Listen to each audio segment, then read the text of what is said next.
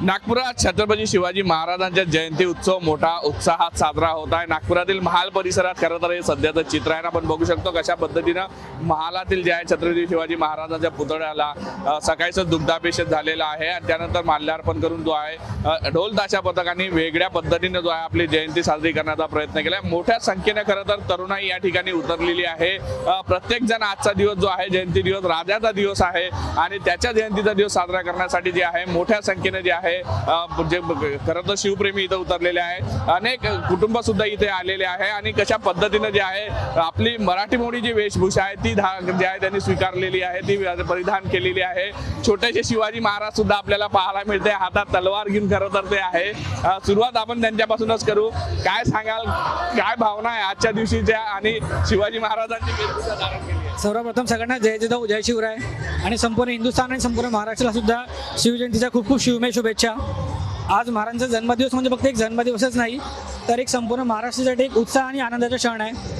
तर सगळ्यांनी हा भरभरून खूप आनंदाने साजरा करावा आणि आपल्या मुलांना सुद्धा ही शिकवण द्यावं की महाराजांचा इतिहास कसा राहिला आहे, ते महाराज त्यांचं कर्तृत्व त्यांचं चरित्र कसं होतं, त्यांनी कुठल्या आई बहिणी सगळा कुठला चुकीचा वाकडा नजरेने बघितलं नाही। आणि आजच्या या जो जनरेशन आहे त्यांना सुद्धा मला असं वाटतं की त्यांनी आपल्या सगळ्या मुलांना हे शिकवावं की आई बहीण त्यांनी महाराजांनी कसं बघितलं आणि त्यांनी काय शिकवण दिली, त्यांची प्रजा त्यांची राज्य कसं होतं, त्यांनी कसं राज्य कसं घडवलं। तर एक त्याच निमित्ताने आम्ही छोटंसं एक कर्तृत्व म्हणून आमच्या मुलांना सुद्धा एक त्यांच्या वेशभूषेमध्ये आणून त्यांचा इतिहास कसा सांगण्याचा एक प्रयत्न करतोय। खरं तर पुढच्या पिढीपर्यंत इतिहास पोहोचवा, त्यांसोबत जाणता राजा कसा होता आपला, त्यांचं शौर्य कसं होतं, त्यांचे विचार कसे होते हे सुद्धा या युवा पिढीमध्ये रुजवण्याचं काम जे आहे ते केलं जातं। अनेक जण इथे आहे। सर्वांना सर्वप्रथम जय शिवराय। आजचा दिवस सोनेरी दिवस म्हणून मानला जातो। जसं आम्ही सगळेच हा दिवस एकदम उत्साहाने साजरा करतो, आमच्यासाठी हा दिवाळीपेक्षा कमी नसतो आणि आज मुलांना पण या गोष्टीचं महत्त्व कळायला पाहिजे म्हणून आम्ही इथे घेऊन आलेलो आहे। शिवाजी महाराज जिजाऊमुळे घडलेल्या तुम्ही आपल्या लेखांना ज्या शिवाजी महाराजांच्या वेशात आणलेल्या काय आण? नक्कीच माझे शिवाजी आणि संभाजी दोघंही मी घेऊन आलेली आहे। शिवभक्त म्हणून मी इथे या भव्य दिवस होण्याची साक्षी होऊ इच्छिते आणि दिवाळीपेक्षा कमी नाही समजत आम्ही हा क्षण। मी एक मराठा बांधव म्हणून मला शिवाजी महाराजांचा अभिमान आहे आणि त्या माझ्या मुलांनाही मी त्यानिमित्त इथे घेऊन येते। काय सांगशील बाळा, शिवाजी महाराजांची वेशभूषा धारण केलेली आहे, कसा आनंद होतो? मला लहानपासून माझ्या आई बाबांनी सगळं सांगितलं शिवाजी महाराजांबद्दल। सर्वप्रथम सगळ्यांना हार्दिक शुभेच्छा शिवजयंतीच्या। अजून मला खूप चांगलं वाटतं इथे येऊन।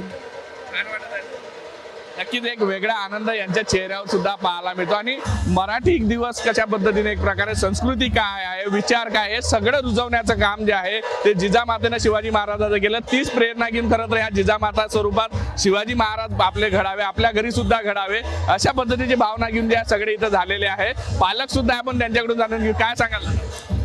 सर्वांना भगव्या शिवमय शुभेच्छा आणि आजच्या या शिवजन्मोत्सवाच्या निमित्ताने सर्वांमध्ये ही संस्कृती रुजावी, शिवविचार सर्वांना आत्मसात करावे ही सदिच्छा बाळगतो। आणि लहान मुलांना आवर्जून आजच्या या रीलच्या युगामध्ये मुलांना पुस्तक वाचणे अत्यंत महत्त्वाचे असून खरा इतिहास कळणे हे एकदम अत्यंत आवश्यक आहे। त्यामुळे शिवसंस्कृती रुजावी अशी इच्छा बाळगून सर्वांना शिवमय शुभेच्छा देतो।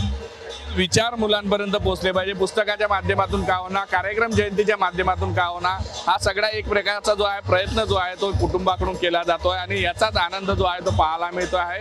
खरं तर शिवाजी जयंती महोत्सव सगळीकडे साजरा होत असतो, मात्र नागपुरात जरा जोरदार पद्धतीने साजरा केला जात आहे। महाल परिसरातलं हे चित्र आहे, संपूर्ण तरुणाई जे आहे तो आजचा दिवस साजरा करण्यासाठी रस्त्यावर उतरल्याचा पाहायला मिळत आहे। व्हिडिओ जर्नलिस्ट सौरभ बोलेसह पराग डोबडे, साम टीव्ही न्यूज, नागपूर। देश विदेशातील प्रत्येक घडामोडींचे लाईव्ह अपडेट मिळवण्यासाठी आता साम टीव्हीच्या सर्व सोशल मीडिया प्लॅटफॉर्मला लाईक, फॉलो आणि सबस्क्राईब करा। तसंच सर्व नोटिफिकेशनसाठी बेल आयकॉन प्रेस करायला विसरू नका।